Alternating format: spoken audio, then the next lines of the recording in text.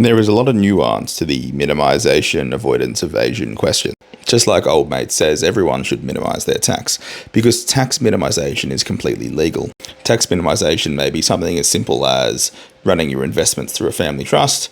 That's pretty straightforward. It means you can distribute those gains and get the most effective tax outcome to minimise it. Tax avoidance is actually legal as well if you didn't know, because tax avoidance is walking right up to the line and not crossing it. If tax avoidance is not legal, that would be tax evasion, but I'll get to that in a second. But tax avoidance can sometimes be countered. We've got many specific anti-avoidance rules. These include Division 7A, which taxes loans and payments from companies to shareholders. We've got the personal services income rules, which try and stop people on employee-like arrangements from alienating their income to companies and trusts. These are all specific anti-avoidance rules.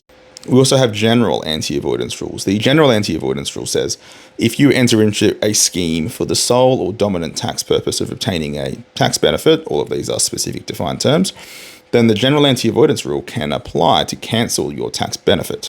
It's kind of a long, convoluted way of saying, if you are doing stuff just for tax purposes, so you are creating deductions out of thin air, doing something that, is a bit dodgy, but allowed within the rules, you're taking advantage of the rules, it's likely got a tax avoidance risk.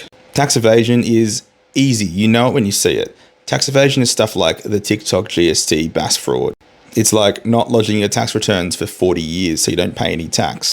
It's like claiming you're like a scarecrow or a straw man or whatever and you don't have to pay any tax because of some guy in the US said once.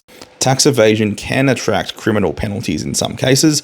Not every case will be prosecuted of tax evasion, but many cases, particularly where it's serious or affects the community, they will charge people with defrauding the Commonwealth. Now, I defend a lot of tax minimisation and avoidance cases, but tax evasion cases are actually quite rare. If it's so blatant that it's clearly tax evasion, generally you're getting criminal lawyers involved pretty early and you've got some serious issues with penalties and interest applying, of course. Hope that helped.